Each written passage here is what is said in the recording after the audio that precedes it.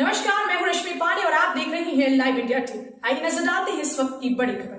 जिला पंचायत चुनाव में षड्यंत्र के तहत एक महिला को चुनाव लड़ने के अधिकार से वंचित करने का सनसनीखेज मामला सामने आया है।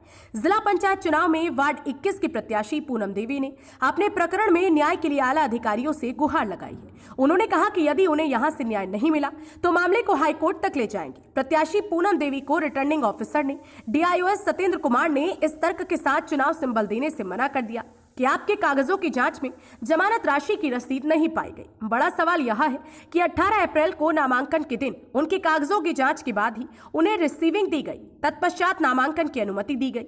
फिर 21 अप्रैल को साजिश के तहत उन्हें चुनाव सिंबल देने से मना कर दिया जाता है। तर्क दिया जाता है कि आपकी जमानत राशि रसीद नहीं। पीड़िता महिला प्रत्याशी पूनम कुमारी का कहना है कि जमानत राशि की रसीद संख्या 8642 नामांकन फॉर्म पर अंकित है। रसीद कार्बन लगाकर काटी जाती है। रसीद बुक की जांच से सारा खेल सामने आ जाएगा।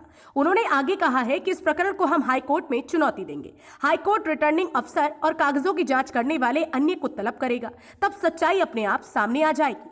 महिला प्रत्याशी के चेहरे पर एक महिला होने का दर्द साफ झलक रहा था। बड़ा सवाल यह है कि किसी अधिकारी द्वारा महिला को संवैधानिक रूप से चुनाव लड़ने के अधिकार से कैसे वंचित किया जा सकता है। ये कार्य संविधान विरोधी और सरकार विरोधी पद का दुरुपयोग है। जहां एक और महिला प्रत्याशी पूनम देवी की सामाजिक प्रतिष्ठा धूमिल हुई और आत्मसम्मान को ठेस पहुंची है, वहीं दूसरी ओर चुनाव प्रचार और नामांकन में हुए संसाधन खर्च की क्षतिपूर्ति कैसे होगी। महिला रिटर्निंग अफसर की महिला विरोधी सोच से डिप्रेशन में है। ऐसे में महिला यदि कोई आत्मघाती कदम उठाती है तो उसके लिए कौन उत्तरदायी होगा। पुरुष प्रधान देश भारत में मोदी और योगी सरकार सामाजिक न्याय के अंतर्गत बेटी पढ़े बेटी बढ़े, महिला को पुरुष के बराबर स्थान, महिला सशक्तिकरण आदि कागजी खोखले साबित हो रहे हैं। सरकार की मंशा को रिटर्निंग अफसर जैसे सरकार विरोधी अधिकारी ही पलीता लगा रहे हैं। यदि समय रहते सरकार नहीं चेती तो ऐसे भ्रष्ट अधिकारियों के विरुद्ध कार्यवाही नहीं हुई तो भविष्य में सरकार को इस अनदेखी की बड़ी कीमत चुकानी पड़ सकती है। देखिए, 18 अप्रैल को हमने अपना 21 नंबर वार्ड से जिला पंचायत सदस्य का पर्चा दाखिल किया, जिसमें मेरे सारे डॉक्यूमेंट्स मौजूद थे। जमानत राशि रसीद, मेरा निवास प्रमाण पत्र, सारे डॉक्यूमेंट्स मेरे मौजूद थे। वहां मौजूद अधिकारियों ने मेरे सारे डॉक्यूमेंट्स को चेक किया। सारे डॉक्यूमेंट्स चेक करके और मुझे रिसीविंग पत्र भी दिया उन्होंने। उसके बाद 21 तारीख को चुनाव चिन्ह मिलना था। हम वहां गए, वहां जाके हम देखते हैं लिस्ट में हमारा नाम ही नहीं है।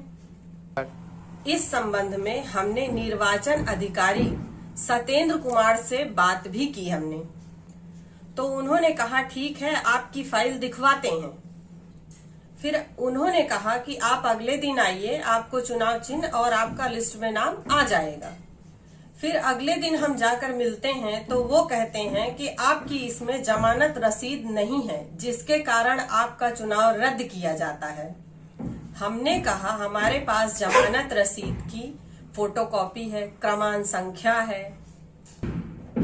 फिर उन्होंने कहा इस संबंध में हम कुछ नहीं कर सकते, आप जिला अधिकारी से बात कीजिए। हमने जिला अधिकारी से भी मिलने की कोशिश की कई बार, पर मुलाकात नहीं हो पाई। इसलिए हमने उनको उनके आवास पे प्रार्थना पत्र भी दिए हैं। मैडम, आपको क्या लगता है कि ये सब कैसे हो रहा है? हमें लगता है क्योंकि हमारी जीत सुनिश्चित थी, तो हमारे जो विपक्षी थे, भाजपा के दबंग नेता हैं, उन सब की मिली भगत है और जिसके कारण मेरी ये जमा राशि रसीद गायब की गई। इस संबंध में मैं हाई कोर्ट से न्याय की गुहार लगाऊंगी। मैडम, आपका क्या नाम है? मेरा नाम पूनम देवी है। 12 अप्रैल 2021 को हमने अपने प्रत्याशी पूनम देवी को पर्चा दाखिल करवाया था। और किस चीज़ का पर्चा? जिला पंचायत सदस्य का नहीं, वार्ड नंबर 21 का नहीं। हाँ। और उसमें हमें 21 तारीख को चुनाव चिन्ह मिलना था। अच्छा। जो 21 तारीख को चुनाव चिन्ह लेने आए तो बोले कि शाम तक लगेगा, आपको चुनाव चिन्ह मिलेगा। वहाँ पे शाम तक हम लोग वेट किया लेकिन नहीं मिला, तो बोले कि नहीं आप अगले दिन आए। तो अगले दिन आए तो उसमें बोले कि नहीं आपका नहीं पर्चा ही वो रसीद संख्या गायब है। अच्छा। हमने बोला कि रसीद संख्या गायब है, तो हमारे जो डॉक्यूमेंट पहले हम आपको जब रिसीव किए तो उसमें आप चेक नहीं किए क्या? हाँ। उसमें हमारी कौन सी गलती है? हाँ। आपने हमें उसका वो दिया,